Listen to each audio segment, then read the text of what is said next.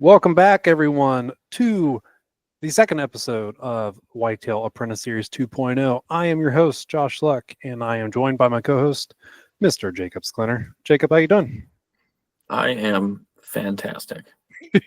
Don't How are you, sound Josh? don't sound too excited over there. I'm literally fantastic. I had a good softball game today. Hit a couple home runs, and it's the first time I did multiple in a game. Shotgun a beer, and then hopped on this podcast in my jersey. So we're ready to rip. What? How was your hair during the home runs? That was the most important thing. Is making sure that when you hit a home run, that your hair is showing. So you actually got to take the hat off and do a little comb through, fix it, Yeah. And then if it doesn't look good, you might as well just stop at first. So Your dad taught you well. God rest his soul. yeah. Val Kilmer. Rest in peace, Val Kilmer.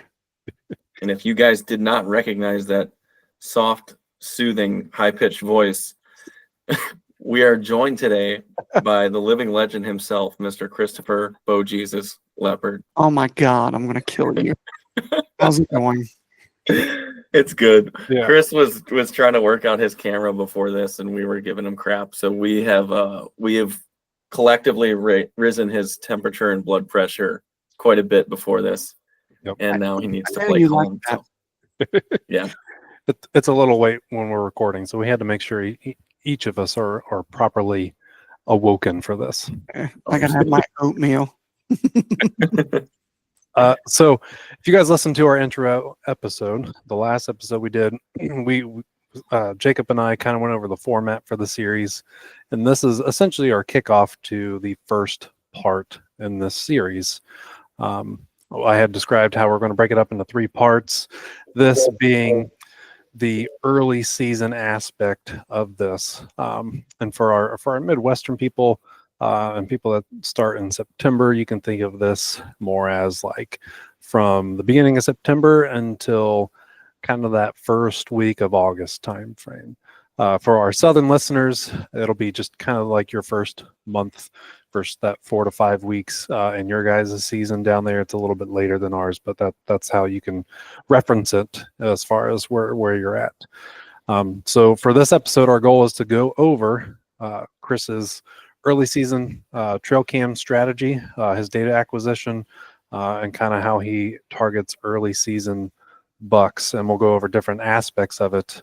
But for those that don't know or haven't paid attention to any of Chris's hunts, he has become very efficient in the early season. I have had the pleasure of knowing Chris for quite some time now and watch him develop over the years as a very efficient early season whitetail hunter. That was one of the reasons why I wanted him to kick off the series here. There are a couple other people that come to mind, but we've had some of those individuals on the podcast before, and I don't think we've ever dove into some of these topics that we're getting ready to dive into with you, Chris. Yeah. So I want to start this off by going over kind of your early season trail cam strategy. Okay. When are you first putting out cameras? When are you how often are you checking them? And what kind of areas are you identifying where you feel like you can target an early season deer? So just everything around that. So we can start wherever you want in terms of that. Yeah. So right out the gate, as I know I have to explain this to our listeners. I know that you already know, but we do our scouting pretty much year round. The majority of the really good stuff that we find is going to be in our postseason scouting. And then we'll kind of verify some things and whatnot, depending on what crops are planted, where a burn's done, cuts. I mean, there's so many things that factor into it. But when you find a really good focal point to put a trail camera on, I'm waiting until after turkey season's over because I don't like paying for one trail camera twice. I don't know what it is about people who turkey hunt, but they are wandering around everywhere and they love free cell cameras and free SD cams. So I don't particularly like to donate too many of those. So I wait until mid to end of May depending on the state. Kentucky normally ends like the first weekend, basically in May. So Mhm. you can get them out there in mid-May, and then in Ohio, third week of May, and so on and so forth. And for the most part, the majority of the places that I'm hunting are done by then. So I get them out end of May, early June. So we can just kind of go from there. Yeah, I do agree with your point. There tends to be some sticky fingers during turkey season, so I have transitioned to that as well. I mean, you and I have talked about this, right? Yeah. Waiting until after turkey season, just because there's always some that find their way into someone else's hand. Yeah. That and the green up. If you Green set up. them out early turkey season, there's not as much green up, and then I mean you can do like your best to kind of figure out, what's going to grow where, and try and place your camera based on that. But I think you and I and Jacob, I'm sure you can attest to this too, have placed them in areas we thought like, it won't be bad, and then come back a month or two later and a branch grew in front of it, or some tall grass shot up higher than we thought it would, and the camera's dead just because it's been taking picture of leaves and stuff in the wind. You have Constantly. 14,000 pictures through 2 windstorms that are in a week. Yep. Yeah. Gotta I was look just between each other.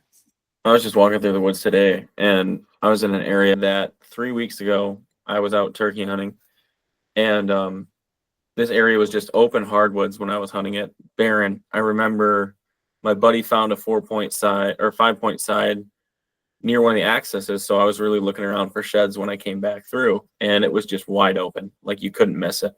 And now I was looking for morels, and everything was completely covered, and I was shocked at the stuff that was completely barren had grown on the high sides, had grown ferns, and those fern shoots get like 3 feet tall. It goes from absolutely nothing to 3 feet tall. You got to look for the dead ferns to see anything. And then in areas in lower bottoms, there was a wood nettle, and that wood nettle goes from nothing, barren bottom in the spring, to sometimes 6 feet tall. So there's lots of areas, especially in the hills of southwestern Wisconsin, where you would try to place a camera in a hub and it would be completely engulfed in foliage in almost the entire bottom. And the cattails and swamps are absolutely no exception to that at all, too. So I really do like placing them later. And Chris, I got to give a little bit of homage to you here. Like early season in velvet, especially like late velvet, August, I don't know what you're on, but like you need to be tested for like some camera PEDs or something, because I feel like every other day you're sending me pictures of giant bucks in velvet and they're sticking around, and I don't know what it is, but like you got these things tied to a tree or something. So besides lassoing them to a tree and picking a tree as your terrain feature, what kind of terrain features are you looking at? Because I've seen a lot of crossings out of you. I've seen some other things. And I really wish I would have a bit of that early season camera game in velvet like you do.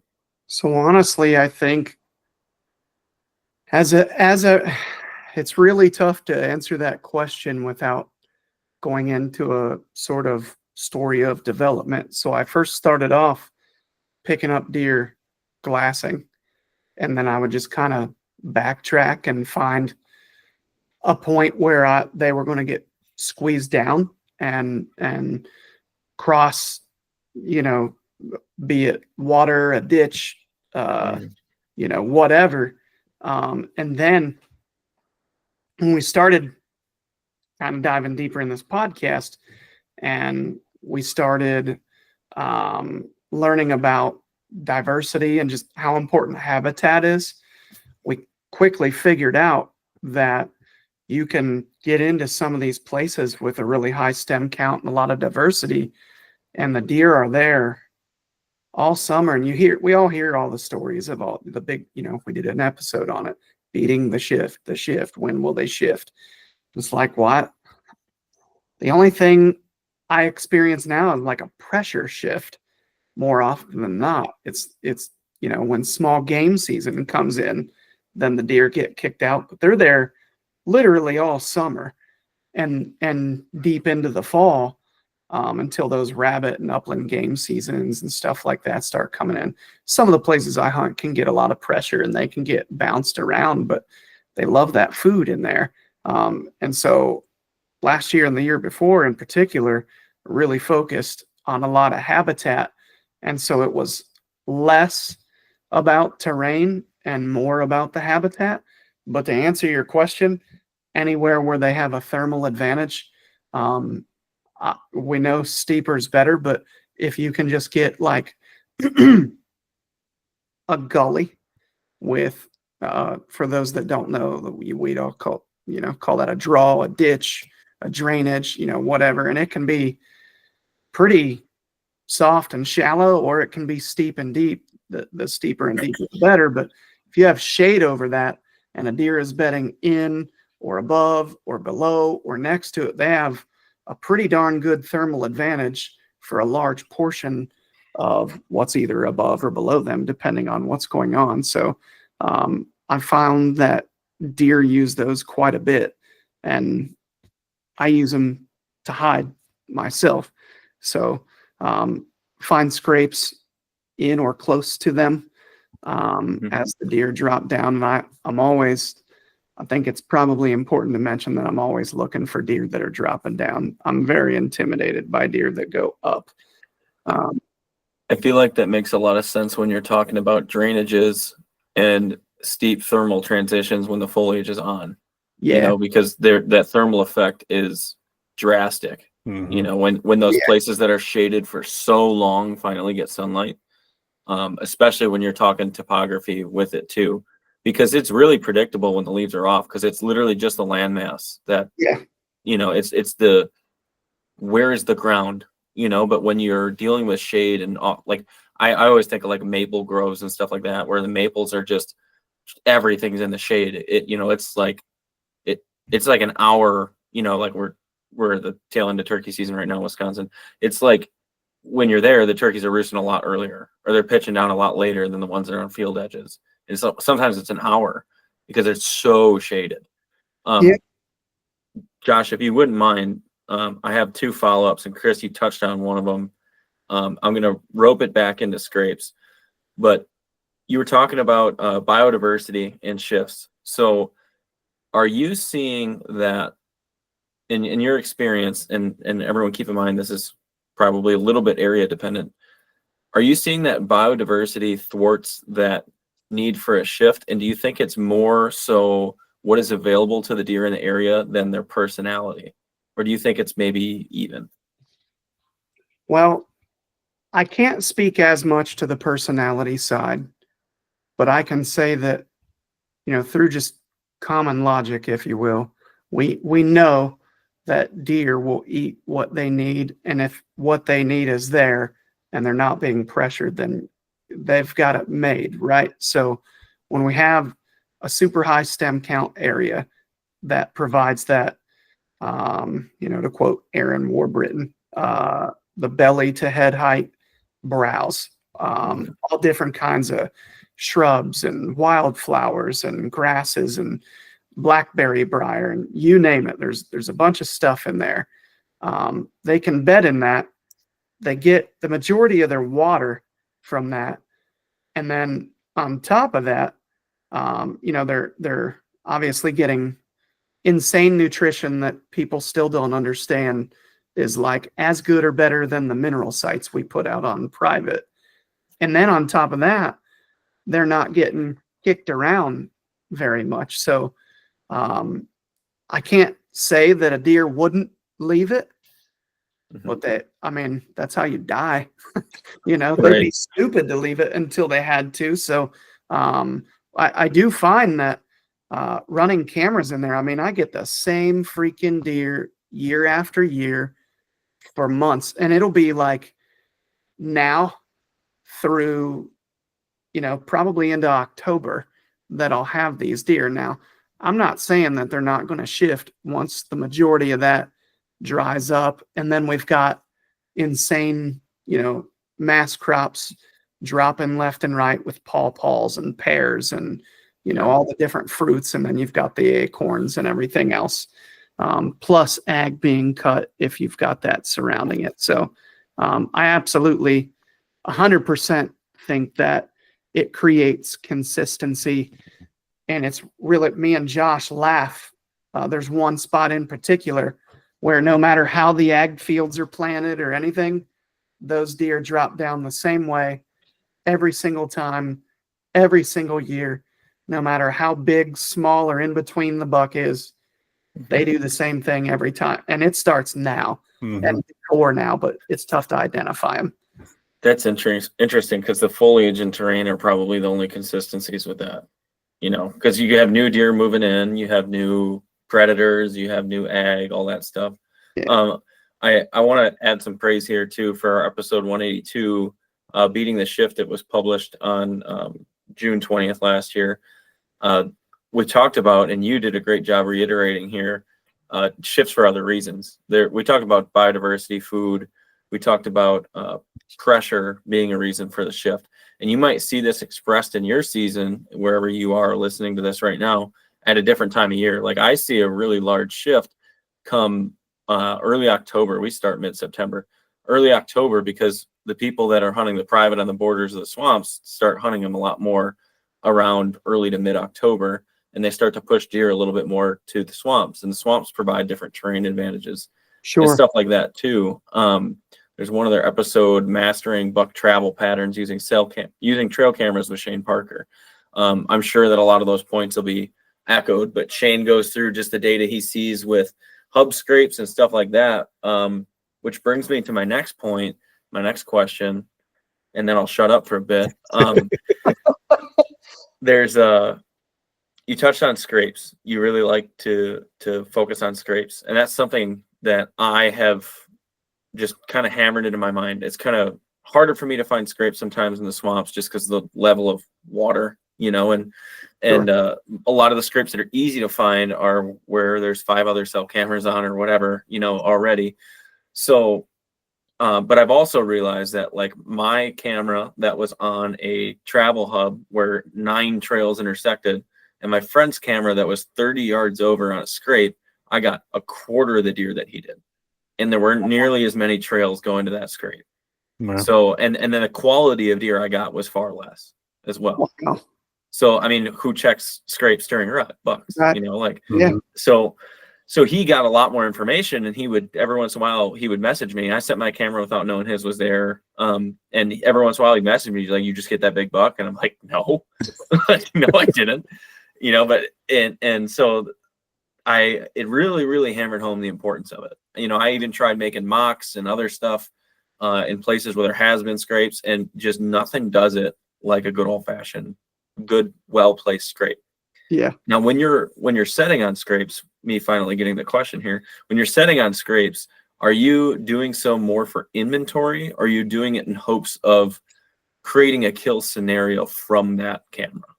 Both. So phenomenal. Could you go through an example of each? Like your dead ringer for inventory and your dead ringer for this is going to lead to a kill. So I really, what's very interesting is when you have those areas that are holding bucks consistently year after year, you'll find the right scrape. And a lot of people think probably that I'm talking about a hub scrape, and it's actually, I call them bed scrapes because they're 100 yards or less from where they're bedded. And you might not get that deer on the scrape but once or twice a month, but he'll walk by your camera more often than that. And then all the other guys are walking by there as well. And they won't do it, they'll walk behind. That's the thing. That's what's really taught us a lot, is getting to watch these deer. I can glass them. I can get them on camera and everything. And you'll see the group come down and not see, buck 1, 2, whatever, and then go glass the field. And there he is. He just walked behind your camera or took a different route and didn't trigger it, or, the camera didn't go off, however it works. So those scrapes, which are actually, in my opinion, generally not nearly as pronounced as that hub scrape, those seem to produce really well. And they also help me, but and this is a piece of the puzzle, if you will, but they help really establish that sort of direction of travel. And then through your scouting with, picking up rubs, glassing and seeing where he ends up, you really are able to put dots on a map and draw a line. And then, looking at the terrain features, you're like, oh, well, clearly he dropped down this secondary ridge. There's a rub there. I've got a scrape right here below it, or, whatever. And now you're like, dot. well, this deer's, if somebody doesn't come bump this deer or kill it, he's dead. It's fine to mess up. Yeah, so it's like it's maybe less intel than an inventory camera, but higher value intel. Yeah. Awesome. You'll get all the deer on there. It's just not going to play out like the edge of an ag field or a mineral site, corn pile, etc. So do you get multiple bucks in your experience? Do you get multiple bucks using that same scrape in and out of that bedding, or do you have generally one own it? No, they all use it. That's exactly what I see. A lot of other guys call these primary scrapes, by the way. But yeah, I'm glad that you see that too. It's unreal too, because I rarely see a single female deer touch those licking branches. Once or twice a summer, maybe. Like I've seen it when they get hot. I've seen it when they get hot. I'm only talking about the summer. You're right. Yeah. Fall is completely different. Things completely change. But that scrape, Jesus. What's funny is I'll have deer that I don't have anywhere on camera at all. Sometimes I might see them glassing or something, but they'll venture a couple miles, and it's like they knew that scrape was there the whole time. They come right to it, which they can smell it. But so yeah, I have all the bucks. They'll hit it, but generally it's the bigger ones. The biggest ones will, in my opinion, work it properly, I guess I'll say. So yeah, I hope that answers your question. Yeah, I think as humans, like, we really want to assign our tendencies to deer or to animals, right? Like, we're monogamous. Very easy to do. Yeah, we're monogamous. We're territorial.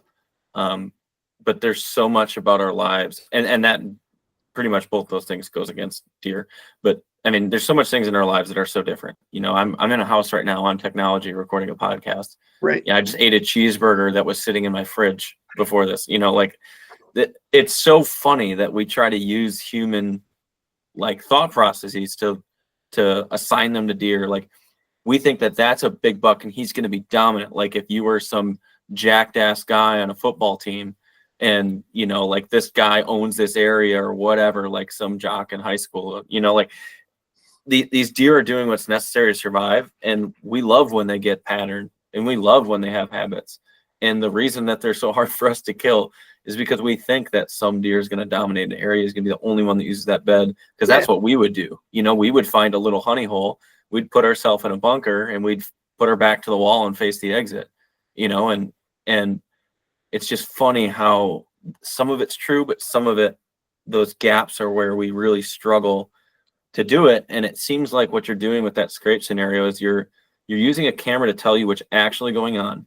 You're not one of those guys that's like, I got 5 pictures of him and 4 pictures of other bucks using that same bed.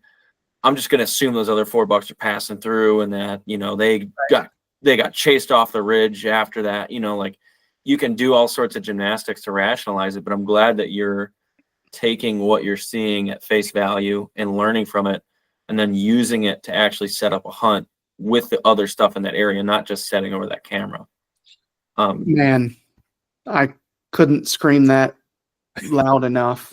And it's so everybody's done it at one point. You get pictures of a deer and you're sitting over the camera, and the camera is just another tool for scouting. Just like it's no different than putting your eyes on a buck.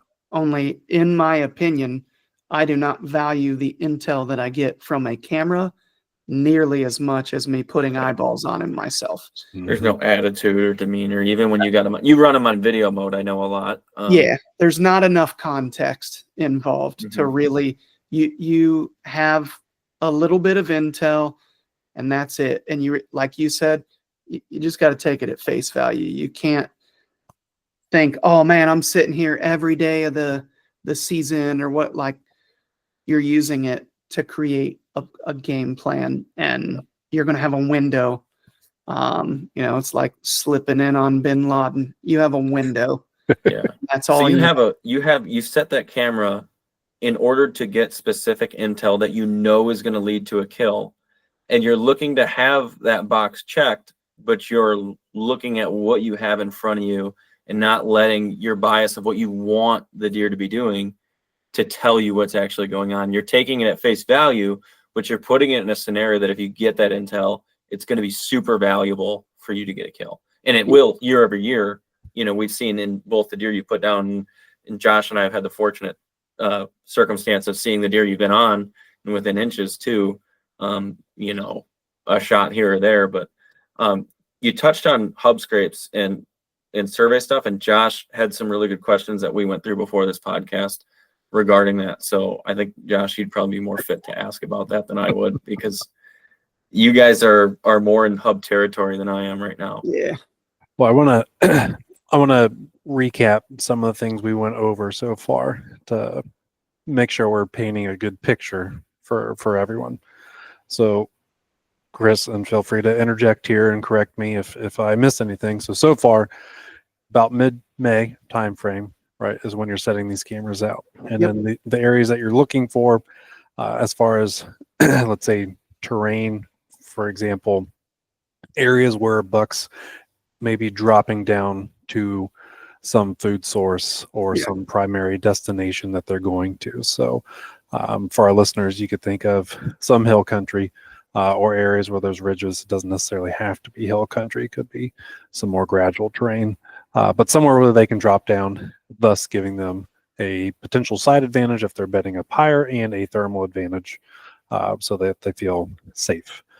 On top of that, you said you're looking for areas with a diverse habitat, correct? Because in those areas, those bucks kind of have everything that they need in order to fulfill their nutritional needs, correct? Yeah. Okay. And then within those areas, one of the things you are looking for once you kind of determine terrain and habitat diversity, once you get in there, that'll give you more intel as far as, putting the pieces together, are those bed scrapes, as you called them, correct? Yeah. Are you putting cameras anywhere else besides those scrapes? Yeah. If you can get on the edge of food in a pinch, anyway, good focal points. It's really tough on the edge of feed, because generally you're going to have tall plants waving in the breeze and all that and setting cams off. So that can be kind of crappy, but they're also a little easier to get in there and check. You're not going to do as much damage, because if they just alter their route a little bit, it's not, I don't think in my situation, it's going to matter as much. Or if you can just simply glass the deer, that's literally the best thing you could ever do. But so crossings, any kind of terrain pinch, vegetation pinch, and then the first year I started learning how to identify beds, I tried to put cameras on beds. I'm not saying you can't, but you're best off to leave that deer to be as comfortable as he can there and not educate him in any way or make him nervous. And the other thing I do want to say that I believe makes a huge difference in both the amount of intel you get and keeping deer comfortable. I think cell cams alert deer more than people give credit. And so I like to make it to where if it's going to send me pics or videos, those are sent a couple times a day or whatever. And it's well after the deer are bedded, and then well after they get out of their bed. So that way, essentially, they're nowhere near the camera when everything's being sent to you, which will also help you not miss certain pics or videos. Generally, it's going to be a video that you're going to miss, but it's always funny because I'm texting these guys like, hey, check this out. It's, 10 o'clock and I got all this stuff, but there's literally everything's in daylight, which I think is also something important to mention. I'm not going to discount pictures and videos in the dark, but if you're getting a lot of this movement in daylight, you're in the game. Yeah. You know for a fact that you're in the game. If it's dark, when it comes to early season, I'm not putting literally any stock in that other than we need to move. If it's the rut, we can get lucky, as we clearly saw a couple years ago, but early season, we're not putting any stock into nighttime stuff. Do you try to trace it back at all? Oh, absolutely. Yeah. But if it's on the fringes or. Yeah. Like if we're talking like within an hour, 90 minutes, whatever, after dark, because you have no idea what that deer did. He could have been jacking around forever and made a loop and, whatever. But if we're getting pictures at 11, midnight, 2, I have, other than, hey, there's a good buck in the area, we should put some cams and, e-scout and then go scout and stick some more cams out and see if we can pick him up. But other than that, there was a couple things you had mentioned that I want to hit on. Kind of going off of what we just said as far as getting nighttime photos and then backtracking and that. If you do not have a cell camera available and you have SD cams, right? After you set them out in May, like how long are you letting them sit? Like how often are you checking them? Once you check them, what are you looking for to determine, yep, I can leave this here, or yes, I need to move it? I'll pretty much check them sometime mid to end of July, because by then, if you can't glass the deer, by then you can identify who's who and, do I have a good one in the area? Do I need to shift these? Because, sometimes, as you guys know, you could turn your camera 90 degrees and get completely different intel, literally night and day. So, like I just talked about with that scrape scenario. Yeah. So, I'll go in and check them mid to late July when we've got racks fairly developed and we know, like, clearly this is a mature shooter buck that's going to make me freak out. So, and then once you get to that and, you leave them there or whatever, then I'll check them one more time before the season starts. But that also is very intel dependent and everything, because if I feel like I have anywhere close to enough, I'm just going to stay out and try to glass or something and not educate them and give them any kind of an idea. Because the whole point of this whole mobile hunting thing, right, is to ambush the deer and just surprise the shit out of him. And so that's generally my game plan. So if to the going back to the nighttime photos, I feel like some people struggle with this, so that's why I want to hit on this. As far as, like we had mentioned earlier, you tend to put most of your cameras on video mode. So if you're seeing them at night, and especially like you said, if they're maybe an hour or so after dark, and you can kind of see their line of travel. I know it can be deceiving sometimes in videos. So let's say you get a nighttime photo, but it's close, hour after dark or so. What are you doing to move that camera? I might not even move it. I might just put another camera out in a different focal point or something. Because again, what I've found more often than not is if he's there anywhere close to that, within 30, 45 minutes, maybe even an hour, he literally could have just been standing 20 yards away. So I'm just going to go scout and try to find some sign or a different pinch, a hole in the fence, a down tree, something that's, and the other thing that I think is worth mentioning that I still don't believe gets enough credit, especially in the Midwest. I'll say it. I think they do it more in the North and more in the South because they have to go off tracks more than they can a lot of that good sign that we get in the Midwest due to all the water that they have.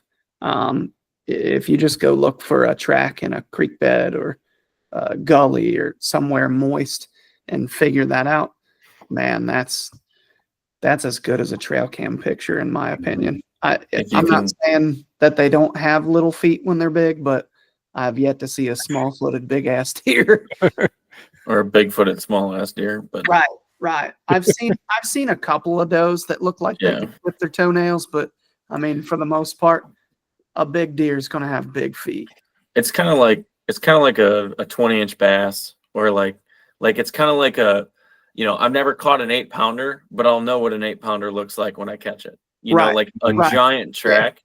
Yeah. If you're thinking, I don't know if this would really be a mature buck or not, it might be. But when there is a giant in front of you, you're going to be like, there's no freaking question. There's absolutely no question. Like, there's something abnormally huge, whether it's length, width, how much it's sunken in compared to all the tracks around it, that will tell you what that animal really is. And it's like when you're in the woods, you've heard the story 1,000 times, and we've probably all done it too. Oh man, I thought he was a bigger buck. I thought he was a different buck. And I've never had a really, really big deer where I was like, I wonder if that's a big deer. Like, immediately. Right. Yeah.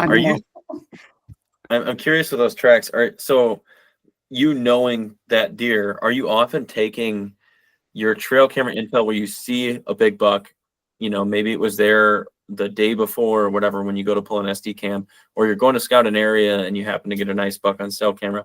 Are you going in there and trying to identify his track? I try as much as I can, but it's so damn dry here. It's extremely difficult to ever get. That's why I crack up at some of these guys that claim they're tracking deer all over the place here. I'm like, I don't know how. Some people are insane, dude. Some people can track deer over concrete. Like, I mean, in Africa, they track those everything over pure rock, But I think if you go crazy about it, you could probably pick out more stuff. But the pacing is so slow. Yes. I guess, maybe it isn't for someone that's extreme, like a real expert at it. Like, you're looking for little abrasions. Like, the thing that I pick up on more than a lot of people I scout with is the way the grass is folded. And how much dew's knocked off of it for timing and stuff like that. Because, that's all of the tracking I do is little bits of water and mud on the grass and cattails.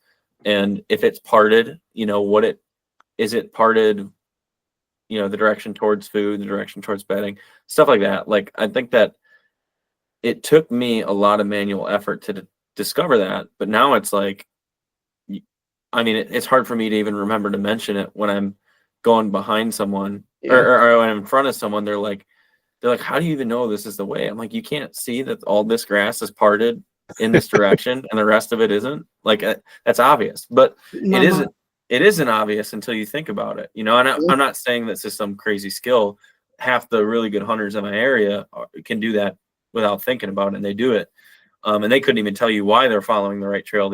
It's their instinct. They're so good. Yep. But I think that's a really valuable thing.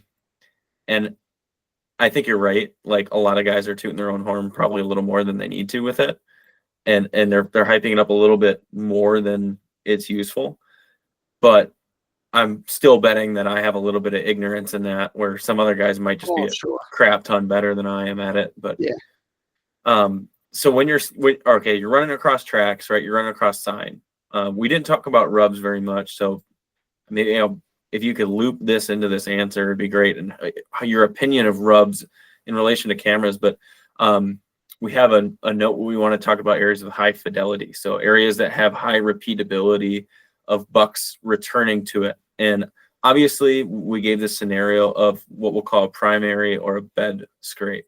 So that would be, in my mind, probably an area with high fidelity, in that it may not be an area he's going to all the time, but you understand what he's doing. He has fidelity in his pattern when he is on that camera. Yeah. And maybe a hub scrape, you might get that deer more often coming from other beds. So you might have fidelity to that area, but he doesn't have fidelity or consistency in his pattern when he hits that scrape. So how do you what areas do you consider one that if I get a deer on this, I know he's bedding in this way, besides that bedding scrape, if there is other examples, and kind of talk about like the benefit of getting a deer consistently in one area versus getting a deer that when you get him on camera, you know what he's doing. And maybe if you'll give us a bonus here, talk about how that might relate to rubs, because I'm not sure if it does. So there are certain places where I can clearly identify beds. There's certain places where boundaries keep me from being able to literally physically put eyes on a bed. Mm-hmm. But I know that when I get a deer showing up 2 hours before dark, in broad daylight, he is clearly bedded, and oftentimes even well before then. I'm sure you guys remember some of the pictures last year where I had those bucks dropping at 5:30, 6 o'clock, and it's unreal. And they're bedded just beyond where I can go, basically. And so they drop down. And what's interesting to me is I'll find some rubs as I get lower, but within, let's say, I'm going to try to give the best ballpark here, within 150-ish yards, I've never found a rub. But then yeah. Now keep in mind that I'm referring to this one spot right now. Sure, just to be clear. And again, I can't go to the bed here. Mm-hmm. But I know that they're just right over there. I just can't physically, go there because I don't own the property. I mean, I could go there, but I'd go to jail. So with that being said, I don't see any kind of like direction of travel rubs or anything like that indicates much. But I also think it's important to note that is much more open timber with a extremely low stem count with a large high canopy. As we get into the lower canopy with a larger stem count, just boom, boom, boom, rub, and it makes it blatantly obvious which bench or which secondary ridge he's coming off of. Yeah, I kind of want to give you a scenario really quick as a quick shoot here. Before the scenario, I want to qualify these rubs. What if you had to classify the rub, Chris, for the listener?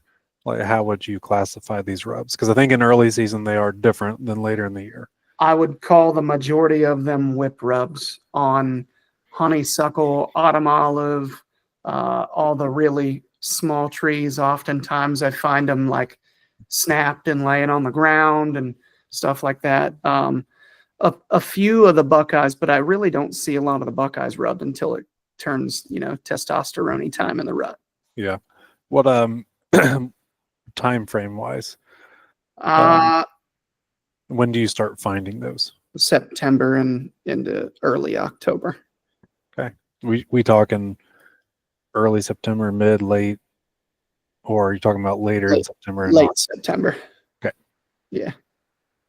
I'm not in there for the month of September, basically. Yeah. Until it's time to kill something.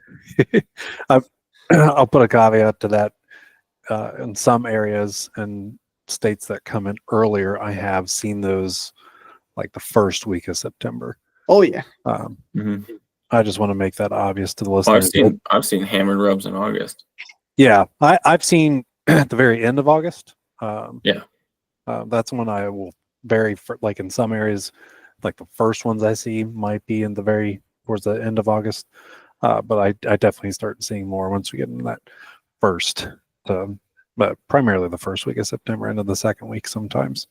The buck that would make those rubs was really unique too. It was I knew exactly what deer was doing it, and that was the earliest that I'd seen it yet was mid to late August. But nice.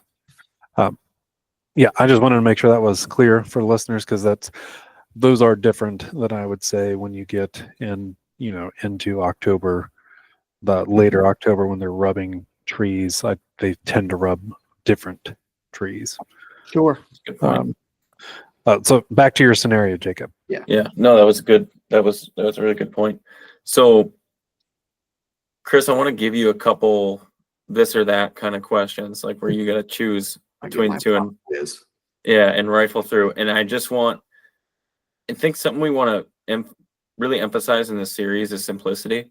I think it's really easy to get lost in the sauce of all this data and studies and stuff that we're going to throw at people. We really want it black and white, but we want it to be useful at the same time. Yeah. So we're trying to give you guys the 30,000 foot view and some of the nitty gritty details that if you got to make a call, you can make it with confidence, but understand that you got to find these things out for yourself too. But Chris, in your scenarios, when you're setting up a camera, right, and we're setting it up early season, we'll say you're looking for your ideal camera set. It might be applicable in the early season, might be applicable, further on, but I'm assuming that your camera sets for early season are also going to be something that you would see and use in the fall, because you're probably going to want that camera to be in that location all year. Is that right? Yep. Okay. So I want you to choose between these two options of where you would prefer to set a camera. And then maybe at the end, we'll go into some of the whys. Okay. So scrape in a hub or scrape up top closer to a bedding point? Scrape up top. Okay. Up top on a bench below the bed. Man, Scrape. can I say below the bed and below the bench? Sure. Yeah. No, that's fine. Yeah, and what sucks is this is all so situationally dependent too, because each spot is literally so freaking different with like the vegetation. Is there a tree that they'll actually make a scrape on? I can see you thinking of all the spots in your mind too. I'm just like going through in my mind. I'm getting ready to drop pins just seeing your eyes up in the sky here. I got my Onyx and my Spartan Forge primed here. But so we'll go further, and I know it's killing you to not clarify some of these things right now, but so let's say you've got no scrape. Okay. Would you rather set on how like the last trail where a drainage becomes impassable, that little connecting point of both ridges, that trail at the very top of a drainage, or would you rather set it on a saddle? Top of a drainage, hands down. Okay. Yeah, I'm with you. Everyone right. with saddles. Would you rather, okay, obviously you're not going to rather sit on a bed. That was going to be my other question, but we already covered that. All right. No scrapes in the area. Okay. Would you rather set on multiple trail intersection or a hammered year after year rub on a large tree? It's a tough one. I mean, obviously intersection and open hardwoods. This is kind of more a intersection and open hardwoods. Like 8 trails meeting the same point, no scrape, open hardwoods. I'm going to the rub. Mm-hmm. Yeah, open hardwoods. You'd probably throw a mock. No. Yeah, I mean, so in my experience, you generally find them moving within or just outside of cover. So I'm and again, now if we're in, early November, I'm getting downwind of the intersection. Right. Hands down. So single large rub, year after year rub, or a thicket with a crap ton of rubs at varying height. And you're on the edge. Describe the thicket. Poplar grove. So very young poplars. Almost everyone is hit. It's about a 50 by 50 yard circle. I mean, varying heights down from really low to in my arsenal, but I'll go with the rub still. You go with the single rub? Yeah. I'm with you on that. Yeah. And I'll go through my reasoning just to provide some justification on my end here as the non-expert in this. I would say I think that it's maybe an area that a doe is during the rut, and I think it's gonna be really, really hot during a couple weeks. But I think I'm gonna gain a lot more intel on the bucks that have used that property for years, based on that single rub. That's a little counterintuitive to what we talked about, where bucks knowing who they want to breed. But if small bucks are getting in there, and I'm seeing a lot of rubs of varying height, it's probably most of the time going to be pushed all through by a bunch of 1.5, 2-year-olds. And you'll get a few good bucks through there, but in my experience, they also haven't been the place that a kill pans out on a large buck. And the to and from detail I get from a rub like that, a perennial rub or an annual rub, whatever you want to call it, is much more valuable intel in my experience than the few occurrences sporadically on that poplar grove. I wanted to touch on, if you had to choose between a terrain feature and one of those year after year rubs, and you don't have a scrape to work with, pick your favorite terrain feature. Would you rather do the sign with the one trail going past it, or would you rather be on a terrain feature that you think is going to funnel them in some way? I mean, if that's all I got to choose from, I'm probably, man, that's really tough. Because it's different information too, because your rub is single deer. It's probably a few deer hitting it, but it's more the terrain feature you might set on, but it's going to be akin to probably a hub scrape, like a lot of different intel and a lot of different deer, but it might not lead to a kill unless you're rut hunting. But that rub might be something primary outside of bedding. And to clarify, I'm just setting a camera up. Yep, you're setting a camera, cell camera. I would probably go with a terrain feature at that point then. Yeah. I think people struggle, and I think we will until the end of time on this, because it's very scenario dependent, on, do I set an area I think a lot of deer are going to be, or do I set an area that I see big deer sign? Right. Mm-hmm. So I think it's very tough. I always wonder how much, because I've sat on trees that have been rubbed to the point they're almost falling over, and they started as thick as my thigh, and I'm a big thighed gal, but it's really interesting how many different deer just sniff it, how many different deer lick it, how many different deer rub it. That sounds horrible now that I think back on it, but the sniffing, licking, rubbing in that area is great. And I stroke. Right, exactly. But it's really interesting the way they use it, similar to a scrape, but not the same way. Yeah. And so I always wonder how much stock to put in those different kinds of sign. And if you guys want to listen back to the last 2 minutes, maybe here, that's a lot of little tidbits where you can, people are always like, how do you know when to stop going? How do you know when to set up? Like, how do you know where you want to put your camera? Those are a lot of like really quick and dirty, like, comparisons. They might not apply linearly 1-to-1, but it might help you put some stock into what you're primarily trying to find and get on. And then, Chris, I feel like all throughout this episode so far, and during that conversation, you kind of explained why each one is valuable in your mind, and sometimes you are in an area where, just like you said, you can't get to the bed, or there's not a scrape like some of the areas I've been on, or there's not a giant rub, or you only got something to work with. Well, now at least when you have that, you kind of know what mentality we're approaching this with, what information you can expect to gather from it. So like you said, I might be placing another camera 200 yards away, or I might be doing this to fill the rest of the pieces of that puzzle in. Now you not only know what you have if the scenario you're given, but also what you might need to do to find more and find what actually might lead you to that kill. Yeah, I think it's important to note that we could do the greatest podcasts of all time on every subject, and it's still not, like, every situation's so different. And these guys, making me blush, making me sound like I know what I'm doing. I've watched Josh literally learn how to hunt public land right alongside me, and I was very narrow-minded, tunnel vision kind of guy.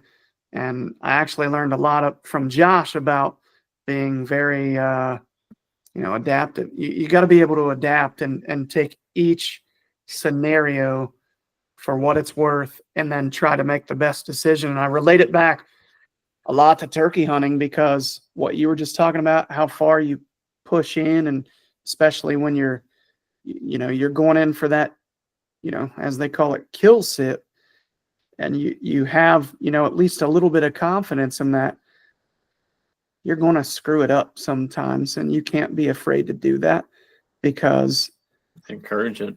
Well, the thing is all you need is like a couple things to go right within your scouting, all your cameras and everything, and then you build some confidence. And that's really what, we've said it a billion times. All the best killers say it.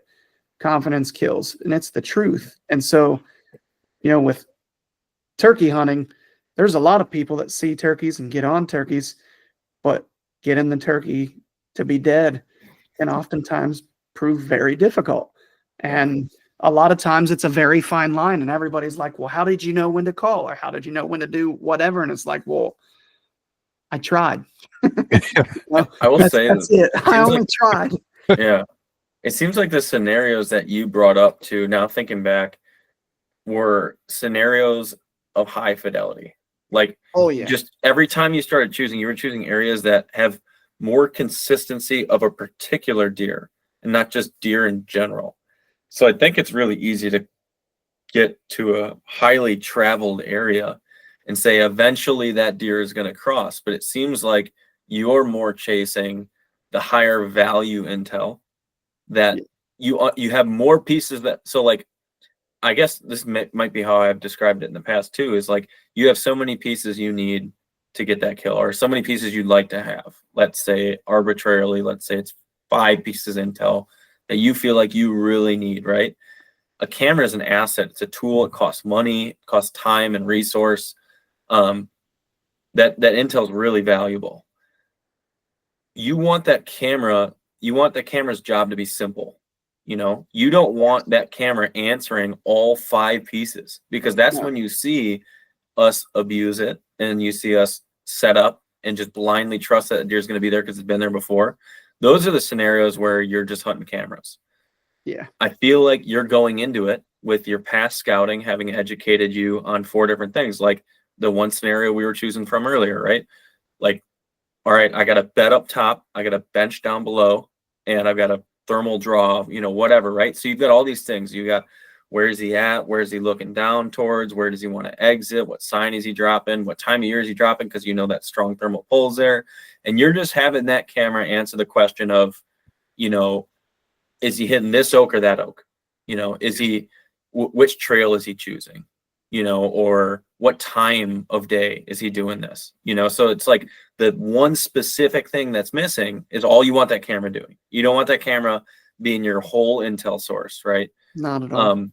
So I think it's really important that you emphasize that. And we wrote back that into fidelity, because it seems like you're really choosing areas that give you a lot of valuable information, but directly correspond to an area that a deer has a lot of confidence in, and therefore you have more confidence in the information you're getting from that camera. Yeah, you could probably call me a fidelity snob almost. Like, I don't really want anything to do with areas that don't provide that consistency. And a lot of it too, that I think is worth mentioning is these are years. We're piling on years of information. Now, do I think that I can find places? I put it to the test last year, and I did. But when you build up that intel year after year and see what a buck or these bucks do year after year, well, that's when it gets, we won't call it unfair, but it's pretty damn close when you have certain situations lining up. Yeah. And what was I think the that episode we did with Bronson? last year? Yeah. So on the last season of Whitetail Apprentice? Yeah, I'm seeing. Oh, okay. It was recorded on September 12th of 24, episode 205, buck behavior according to the research with Dr. Bronson Strickland. Yeah. The term, I should say, so people, everyone cares about someone owns some word or whatever, right? Fidelity is a term that we've all learned and gained probably a more personal relationship with through Dr. Bronson Strickland at MSU Deer Lab. We did a podcast with him, like I just mentioned, and he goes into great detail in that episode, describing what he means in fidelity and how it's used in their research studies.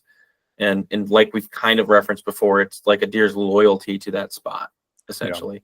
So we're not saying this term to like say the Mobile Hunter podcast invented the term fidelity. We absolutely didn't. But we're actually kind of saying it in homage to the person that has done so much education on this subject and provided us with a lot of that education too. Shout out to our sponsor, Fidelity Investments. Yeah, right. Yeah, I will say it's also a term that is very good to describe what is happening here. We will actually talk about this in an upcoming episode as well. These are just areas that bucks seem to just they really like to be in, and in like its simplest terms, they're there often, right? And if you look at the movement data and stuff, they'll throw out different numbers. I mean, it's very, I think, especially as the older the buck gets, it can vary from buck to buck. It can be personality dependent, but movement rates can be high in some cases. And we'll hit on different aspects of the movement rates in an upcoming episode to further go into detail on what we're talking about here. But Chris, I want to ask you, and I feel like I know the answer of what you're going to say, but if you had to give a reason to why these are areas of high fidelity for bucks, meaning these are areas they like to be in often, which make them kind of a high value spot for you, areas where you can target a buck. Someone else may call it an area where they can easily, pattern a buck early season and get on them. What do you think the number one reason is for that fidelity? Nutrition.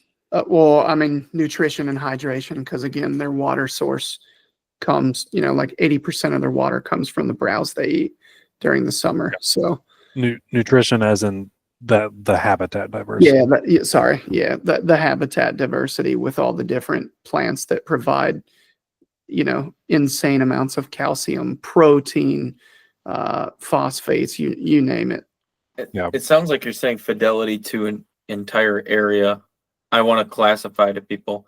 You're saying diversity within a property or an area and not a bed. Like this bed is lit up with nutrients and diversity. You're saying to an area. Right. Well, I know some people will misconstrue that. Some people will be like, well, I need a bed with this, and this within jumping distance. And it's like, right. I think it was somewhat obvious, but I will classify. A lot of people want fidelity to a bed. They want fidelity to a point, a location.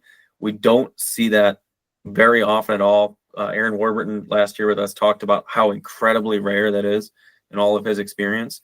But yeah, like creating fidelity to a property, and then you are stitching together the information you need to kill on that property. If you had to put it in terms of like acreage in some of these spots, Chris, good how big would you say some of these areas might be?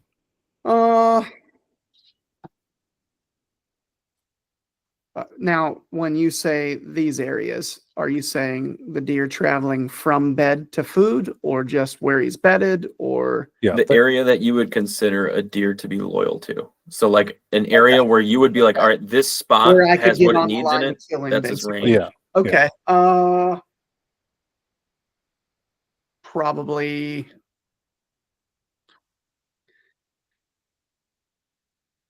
I'll try to just do an average.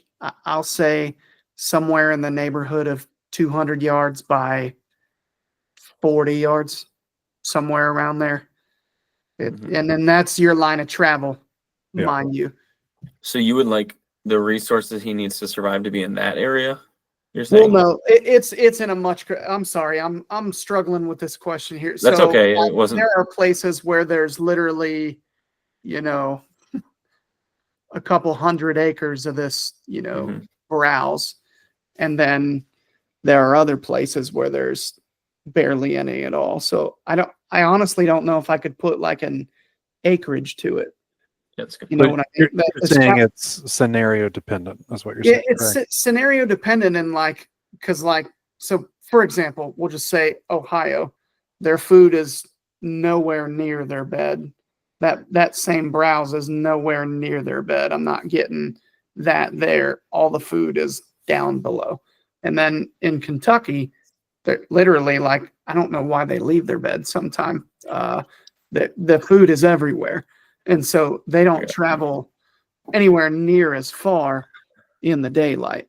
So you're saying like you want within a deer's core range, you want the diversity to be there. You want the opportunity for a big deer to love that area and stay in that area. Yeah. So you can go and figure him out and then find that micro area within this area within this property, we'll call it a property, within this property that's already got all this diversity, all the reasons for him to stay around. You want to find the best of the best, the proximity to the best place he can bed.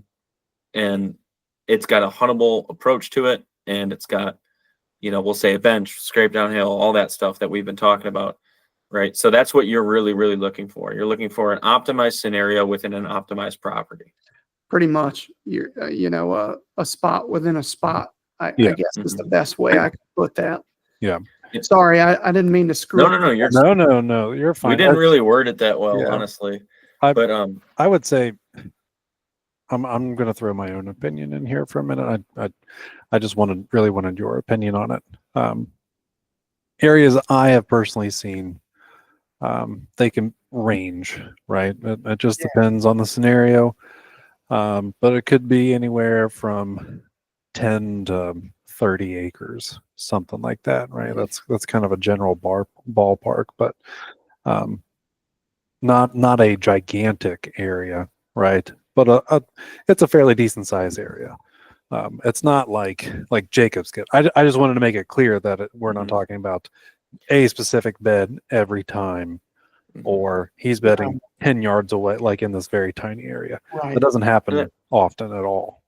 That's where I think diversity can be a double-edged sword too, is because there's some properties I hunt, and Chris, I've been doing this, showing you turkey hunting properties lately out here that have just got everything a turkey could possibly want, right? And we see this with turkeys, but especially with deer. There's properties out here, and I'm referring to the western half of Wisconsin, where I used to hunt. And there's so many properties I absolutely love out there because they have, like for turkeys do, they have the same habitat, but it's like optimized for deer. And it's not like, the DNR is trying to do this or anything, but there's so much natural browse. There's so much open hardwoods. There's so much thick timber. There's pines. There's cedars. There's CRP. There's steep bottoms. There's creeks. There's springs. Everything you could, major rivers, everything you could want, right? Like in this area, it's just amazing. But it's also everywhere, So the deer can go from any bed and within a half mile be in a great food source for any time of the year. Yep. And so that diversity is a double-edged sword there because, there's, besides the thermal pull and the time of year and the sun exposure and stuff, which is going to maybe hone them in a little bit tighter, they have a lot of options to go. Like if you hunted for turkeys, if you hunted a woodlot in the middle of a cornfield, and it's a cornfield for miles in every direction, it's cut corn, and then you've got an open oak woodlot that's 40 acres. Guess where the turkeys are going to roost? Probably not in the corn.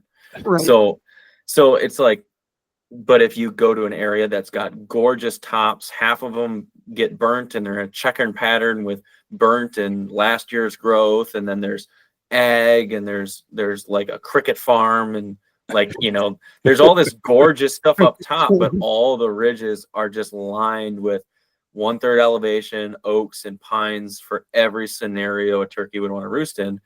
That's amazing habitat, but the turkeys can be wherever the hell they want. Right. So it's really about my first criteria. Is this going to sustain a buck consistently? And is it going to keep him around? And is it going to provide him with enough reasons to stay within a huntable area? And then how can I hone in on the deer's personality based on the sign, the tracks, the intel he's giving me, and then use maybe a trail camera to put together that last piece of information and start to form those in-person sightings if I can, and then kill him. It seems like that's like the overarching mission here. Mm-hmm. One thing we didn't talk about yet is morning and evening movement. particularly because we're talking about early season. Josh has had some great experience with some early morning huntings with his deer in Kentucky. And we talked about that a bit. We just talked the other day about, man, it's crazy that after 3 crazy hot days in a row in Wisconsin, all of a sudden I'm seeing deer everywhere in the morning when it's been cool all night. Are you seeing a steep relationship? And we also talked about afternoon thermals being drastic, though. So are you seeing a stark relationship between morning and afternoon movement in some of these scenarios we talked about? So I think morning movement is phenomenal. It's just tough to get in and kill them Early season? Yeah. It's, you have to have a pretty good situation to get in there. I have not accomplished that on a mature buck yet during the early season. Josh has. That's a tricky time, but I also would say that if you can find that spot, then he's probably dead, because as Josh put it, there's a cold front every single day that comes through, and it's in the morning, the coldest part of the day for the most part. So see a lot of great morning movement when it's hotter than hell, especially. And in fact, everybody gets like intimidated by hot weather, and I find the movement to not really be any different until you get into the fall, because as soon as in terms of overall movement, like overall volume of movement. Yeah, I mean, unless it's, so let me put it to you this way: if it's not out of the norm, so like it's normal for it to get up to 98 or 100 degrees once every year or two or whatever here, but it would not be normal for it to be 112. So I think that might do some things differently, similar to, when I went south and it was in the 20s every day and the deer shut down because they have zero body fat there. Similar. I mean, go to Plains country and hunt deer. Oh, like Plains country early season. Oh, it's like insane. Guess when you're going to see them move. No. Yeah. So when that sun drops or before it comes up, I mean, it's fairly chilly out. And that, when the sun drops in the evening, that humidity just oftentimes shuts down, and then here they all come. It's unreal. And guess when you get all the dew? Yeah. Not only that, I will night. say there's another thing that I think people don't quite put into context with early season, and that's how many deer get up and move because of being pestered by bugs. When that sun goes down, those bugs get going pretty good too. And so they're up and moving for a reason. I think the closer you get to any kind of water, the more likely that is. Maybe in the south, I'm sure up where you're at, they can get pretty rough. Here they're not bad, but they still are kind of a nuisance, and they'll that's why you see them out in the middle of a corn or a bean field at 2 p.m. They're getting destroyed by deer flies. Yeah. And the early season morning versus evening, going back to what you were saying, Chris, I think evenings are more predictable. Yeah. Typically it's a lot harder to kind of peg them down. Let's say they're coming back to bed from food. It's a lot harder to, okay, when are they coming back? Where exactly are they coming from? It's just, there's a lot more unknowns. And you can easily bump a buck and spook them if you don't have everything absolutely right. It's very scenario dependent too. Like you said, you're looking for when they drop down, right? In my head, that makes the most sense to hunt them in the evenings in that scenario. Now, if you had food up top, right, then you could come in from the bottom and come in. If you have an area of, all right, they have a high fidelity for this ridge, they tend to bed here, then you can come in from the bottom on the backside and then potentially catch them coming back to bed. I think that is a good potential morning scenario. It's just situationally dependent. Yep. I think the mystery lies in where they're at the moment you're entering. You know, like it just, it's so much harder to know where they are Yeah. at night. And their senses are optimized and ours are at the weakest they'll ever be. Yeah. Well, it's like that spot that me and Josh crack up about that I have. We watch them go to bed daily on a camera, and there's times where they're working up at first light. You might see them work up at 9:30 or 10 o'clock in the morning sometimes. I have no idea what's driving that. Maybe it's the moon. I'll ask Zach. Yeah. But In it's just- Disneyland. yeah, it's I'll ask him what Snow White says. But it's just, in the morning, that's a really, really aggressive move. But again, Yeah. I mean, it can pay some pretty big dividends. And I kind of want to attempt to run some cams and gain some intel this year to maybe set myself up, not for an opening morning, but once we get to Sunday, buddy, all bets are off now. We've had pressure. I'm doing whatever I'll do everything at that Mhm. point. We don't care anymore. Right. Well, one thing we touched on too in previous podcasts is correlation of movement with dew point. So dew point, right? Dew in the grass, their hydration coming from what they eat. Guess there's a lot of water on the stuff they eat when Yeah. there's a lot of dew on the ground. But also just the humidity at that time and the moisture content in the air really begets a lot of ease of smelling everything around you. Yeah. So and things are still and quiet. It's not very loud because everything's wet, but at the same time, it's kind of an ideal scenario for the deer to move. And then I think we've all experienced kind of the dropping thermal at the beginning of first light before it starts to really kick up. Yep. And I think sometimes it's that inflection point. They're just waiting for that inflection point. Sometimes it's second the sun's up, we got cranking thermals up. And sometimes it's gonna get light out, and then you're gonna feel really freaking cold for a little bit. And then the sun's going to peak over that ridge, and then everything's bursting up. And now all of a sudden you're seeing 8 a.m., 9 a.m. movement. I think maybe there's a correlation between that, but I haven't paid enough attention to it to tell you for sure.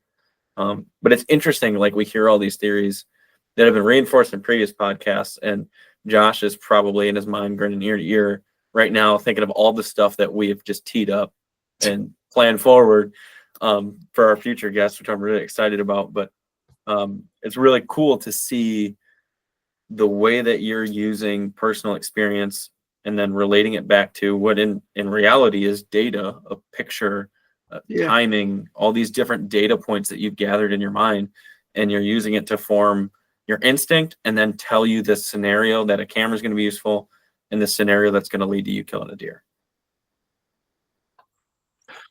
One of the things that I wanted to hit on I wanted to hit on it earlier, and then we got on different topics, and I didn't get back to it.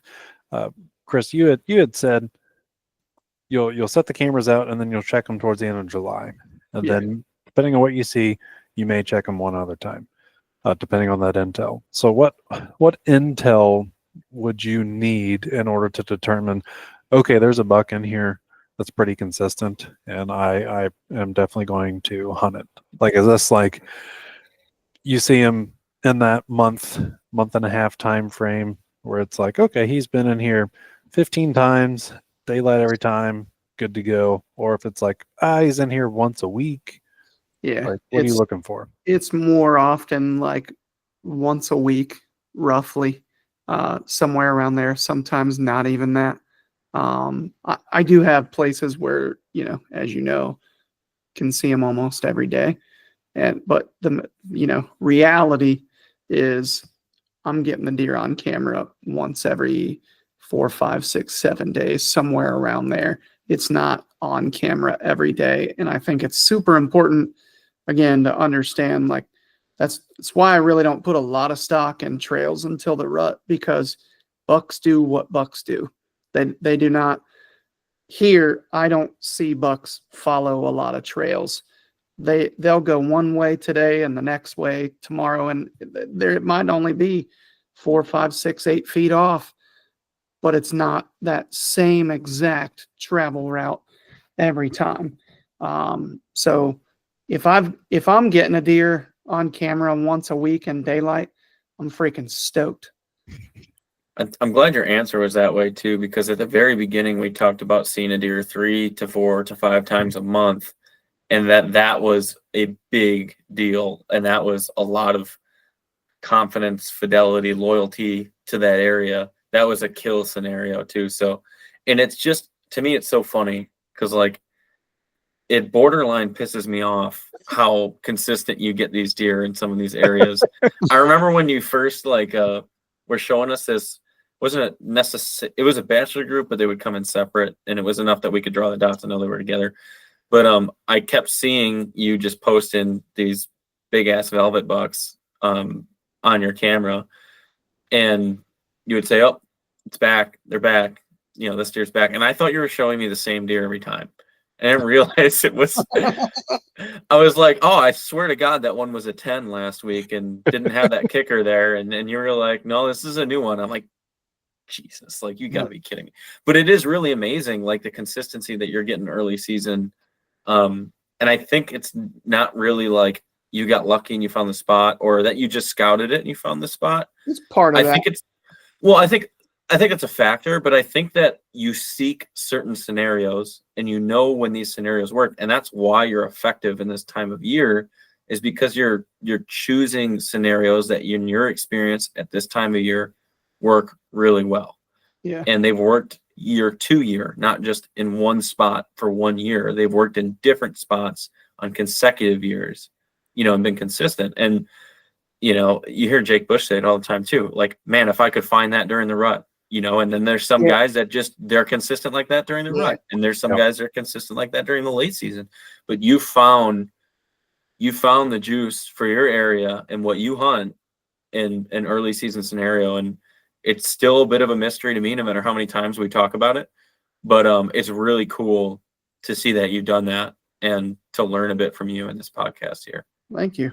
Well, I'll be honest, there are some places that I have that I've literally tripped over and then spent 4 or 5 years figuring out why they're good, but they're just good. But there again, understanding the why of it all takes a good spot that you could easily screw up and turns it into like, oh God, you know, here's look at this.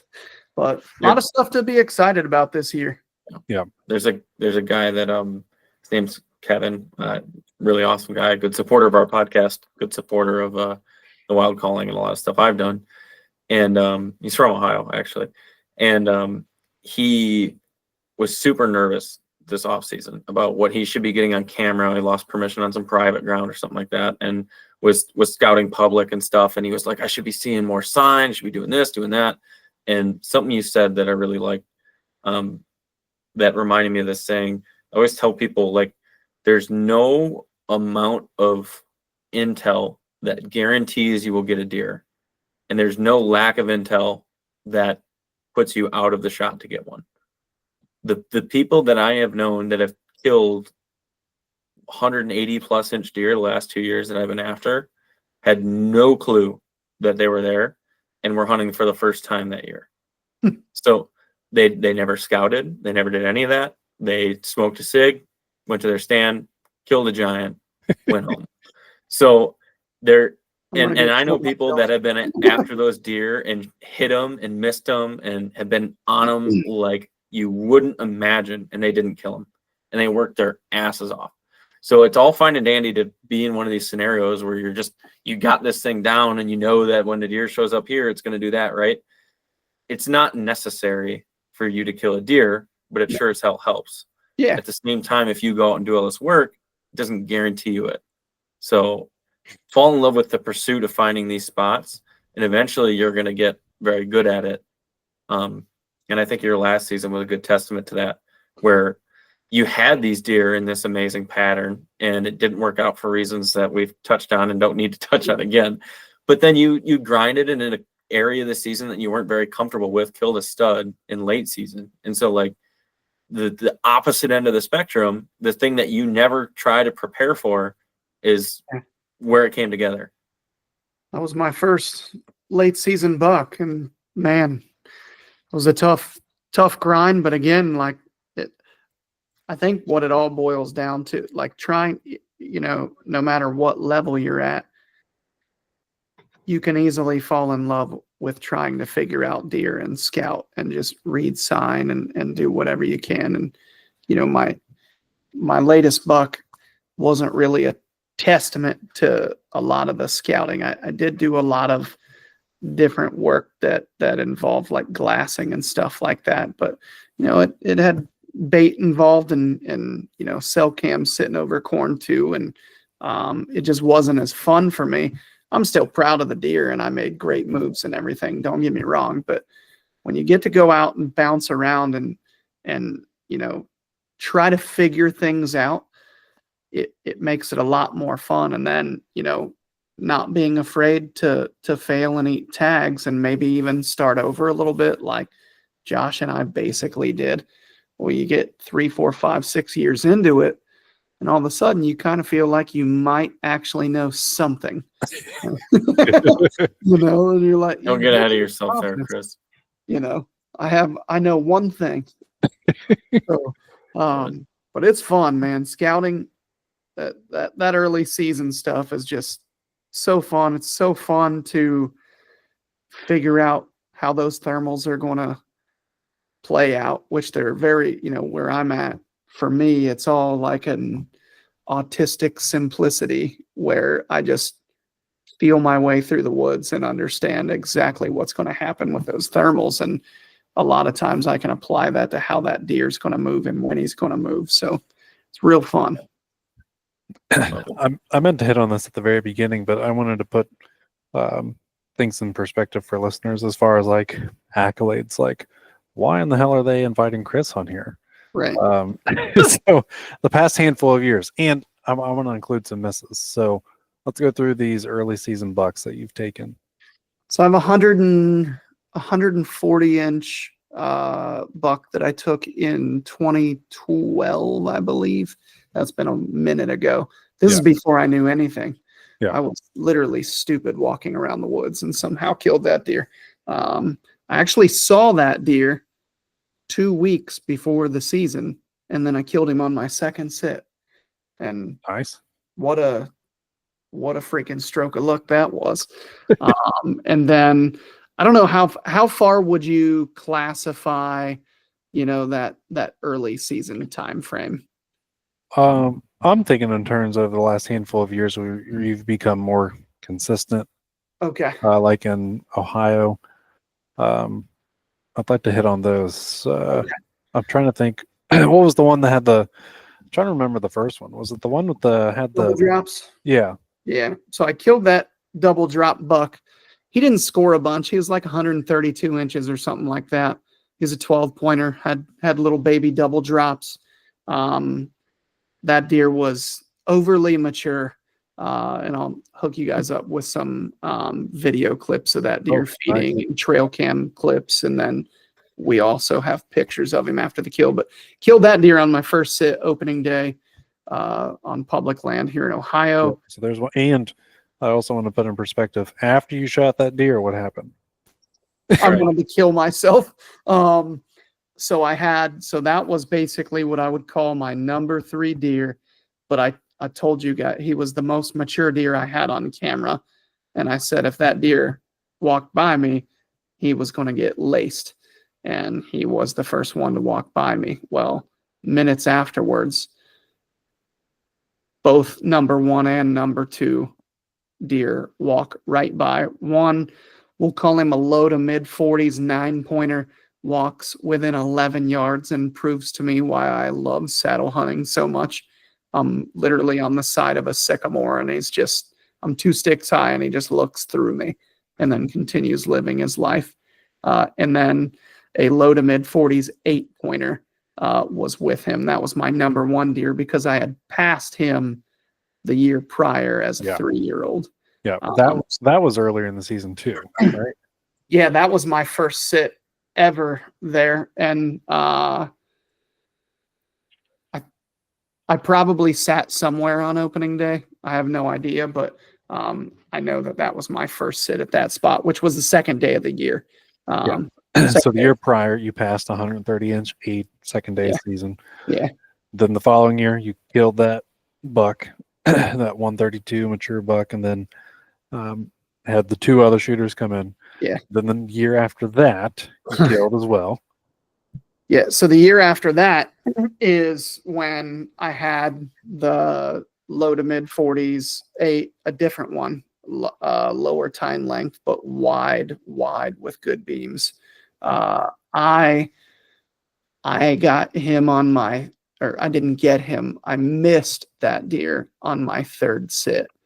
I had people ruin opening day, and then I threw a sit at where I passed that 8 the previous year on my first sit there, and didn't see anything. And so I went back to scouting and glassing, and then threw a dart at, on the map basically, and scouted my way in, and was blessed with the sign, and just started kind of trembling as I'm going up the hill, go up the backside of a tree, and in broad daylight, 2 hours before dark, this deer comes out, and I had no idea.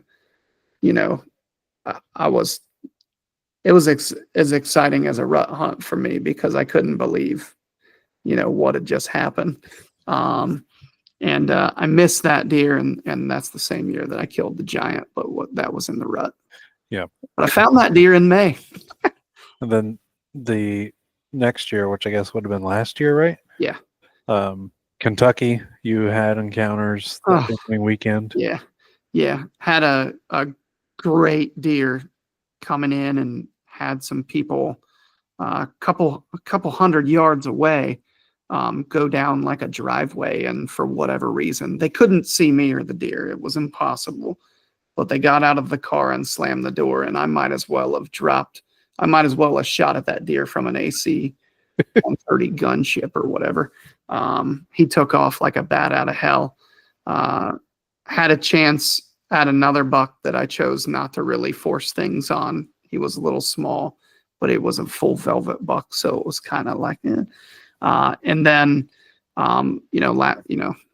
we kind of wanted to let the sleeping dog lie, but I did have the opportunity to go back to back on public in Ohio on 14-point bucks last year. And we had the hurricane come through. I threw a sit at one secondary ridge on opening day. I think I saw a couple of does that evening. It was absolute trash weather. I shouldn't have even went, but I had to. It's opening day. I went in the next morning. We had a north wind.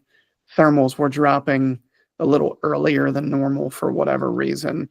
And when I rounded the corner of the secondary ridge there to, make my final approach to my tree, there was a guy that I know sitting there, and he killed a deer minutes after I left. So we would have put an arrow in him. But the cool part of that is like Jacob said, I was kind of forced to grind it out last year, and not everything should come easy. Sometimes it's nice to go through tough things. And I had history with that deer. Me and Josh actually glassed that deer together before a Michigan show in 2023. We knew that deer, and that was the number one deer I wanted to kill after that debacle, but I didn't have that deer on camera on the public that year. So it's kind of interesting.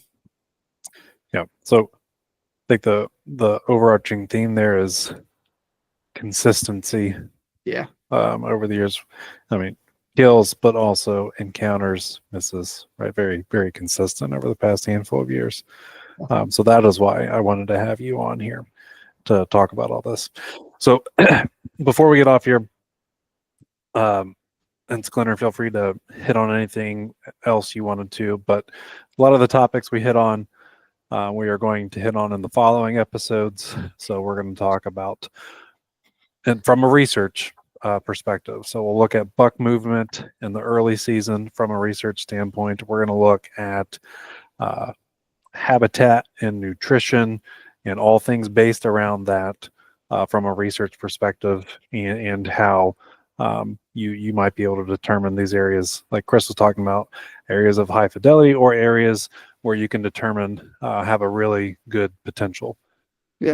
Why are you guys laughing? Just check your text messages and you'll see he's back to his same old stuff.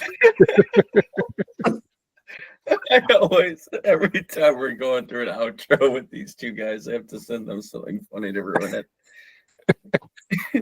But yeah, so we will hit on all of these aspects from a research perspective and relate it back to this conversation with Chris and how we can utilize that research back to how we would hunting and like how Chris is, utilizing it as well, unknowingly, right? If I know some of these research articles, I'll send these to you, Chris, but I know you haven't really looked at them. But we want to show people how these things correlate because there are direct correlations here.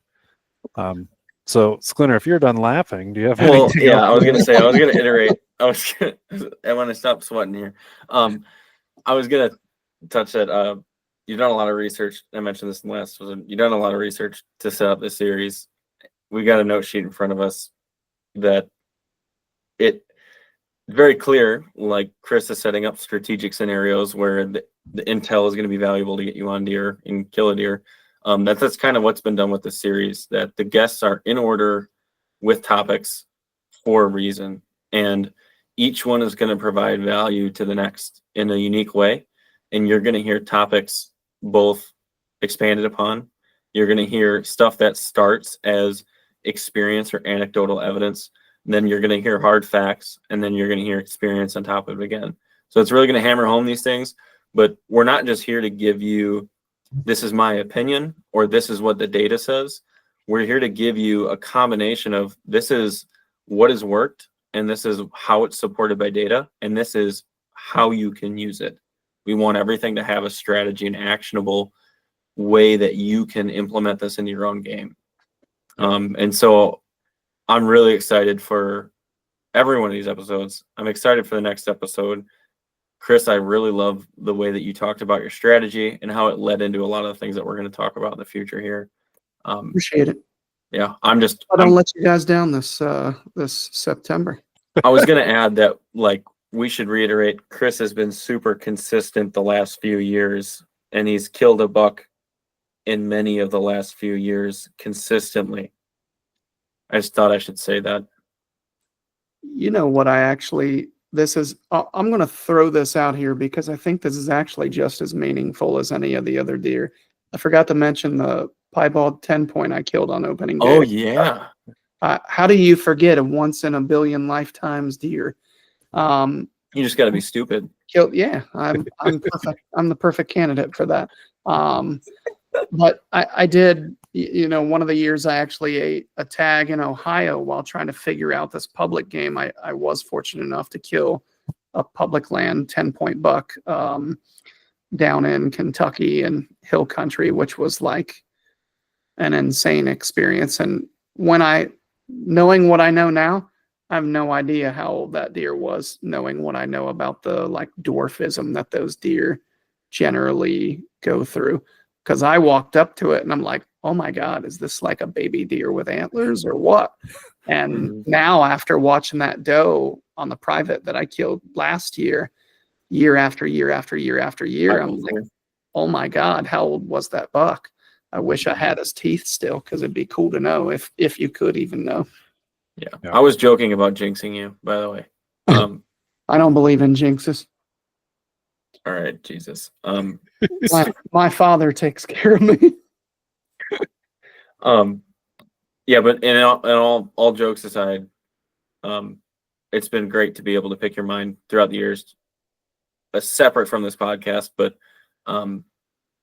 it's been very nice to be able to pick your brain, ask you a lot of in-depth questions, and make you uncomfortable in this last episode here too. So took notes, and I'm glad to be able to implement these for my season too. And I hope the listeners can agree with that. And I hope you guys let us know if you have anything that we might have missed and anything that you think maybe goes with your strategy or might help you out in the future. We always love getting messages of success, which we got a lot of those from the last season last year. Yes. Yeah. Those are literally, don't get me wrong, there's a lot of things in life that are cool when you work hard and do all this stuff, but success stories and all that are cream of the crop to us. That's everything. Those messages brighten the hell out of our day, so keep them coming.